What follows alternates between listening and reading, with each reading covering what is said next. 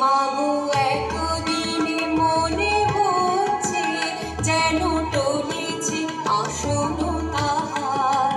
মাগো এতদিনে মনে হচ্ছে যেন টলেছে আসন তাহার। ওই আসছে আসছে